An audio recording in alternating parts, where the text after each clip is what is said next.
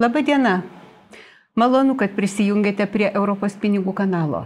Šiandien bandysiu atsakyti keletą jūsų atsiųstų klausimų.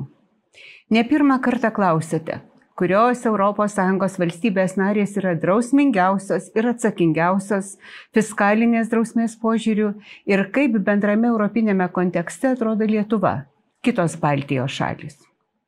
Fiskalinė drausmė – tai šalies gebėjimas ir įsipareigojimas atsakingai ir tvariai valdyti savo viešuosius finansus.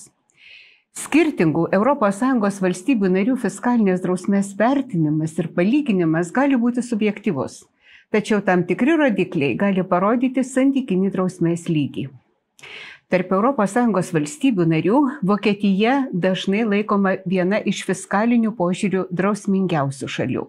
Ji išlaikė santykinai mažą valstybės skolos lygį ir vykdė politiką, kuria siekiama subalansuoto biudžeto ir fiskalinės disciplinos.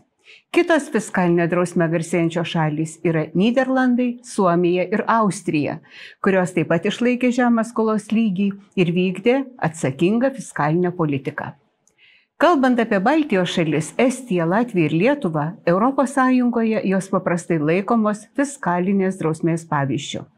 Po 2008 metų pasaulinės finansų krizės Baltijos valstybės įgyvendino esmines fiskalinės reformas ir griežtas taupymo priemonės, todėl jų fiskalinė būklė gerokai pagerėjo. Jos sumažino biudžeto deficitą, įgyvendino struktūrinės reformas ir išlaikė nedidelį valstybės skolos lygį. Dėl to jos pasiekė finansinį stabilumą ir įgijo atsakingos fiskalinės politikos šalių reputaciją. Tačiau būtina pripažinti, kad fiskalinė drausmė laikui bėgant gali keistis, todėl norint tiksliai įvertinti šalies fiskalinę atsakomybę, būtina stebėti vykstančius pokyčius ir vykdomą politiką. Kitas svarbus klausimas, kurį prašėte atsakyti, yra apie kovą su sukčiavimu. Tiksliau, kaip ES, jos valstybės narės kovoja su sukčiavimu. Europos pinigų kanale šią temą išsamei kalbėsiu artimiausiu metu, o šiandien su jumis noriu pasidalinti pavyzdžiu iš Prancūzijos. Kokių veiksmų ėmėsi ši ES valstybė narė, siekdama įtraukti piliečius į kovą su sukčiavimu, užkardyti neteisėtą ES lėšų naudojimą, prisidėti prie didesnio ES lėšų panaudojimo skaidrumo. Taigi, Prancūzijos audito rūmai turi savo interneto portalą, kuriame apstu informacijos apie atliekamus auditus. Tačiau siūlyčiau atkreipti dėmesį į dvi ten esančias platformas – Piliečių platformą ir Signalų platformą.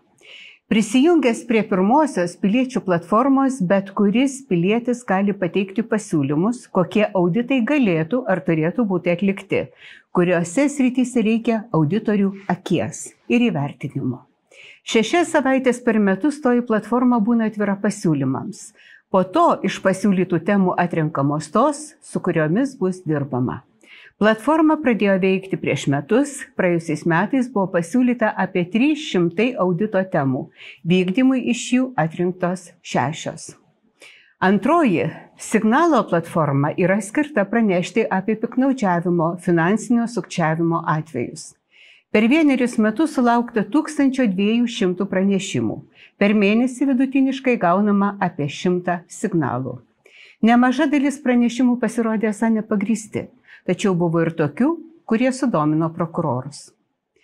Kalbant apie šį patyrimą, svarbu paminėti, kad pilietis, jungdamasis prie Signalo platformos, gali pasirinkti likti anonimu arba atskleisti savo tapatybę.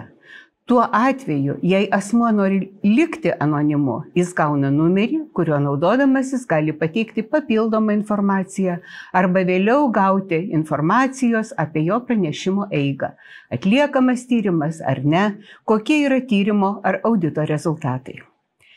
Svarbu paminėti ir tai, kad Signalo platforma yra prižiūrima Prancūzijos audito rūmų generalinio prokuroro ir jo padalinio. Būtent šis padalinys valdo šioje platformoje pateiktą informaciją. O Piliečių platforma yra tvarkoma pačių audito rūmų.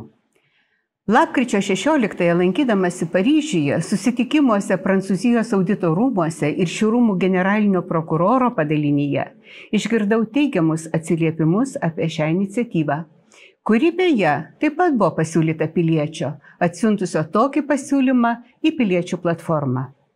Mane informavo, kad panaši piliečių įtraukimo į kovą su sukčiavimu sistema veikia Čilėje. Tiek šiam kartui. Atsisveikinu iki kito karto, kuris bus lygiai po 2 savaičių.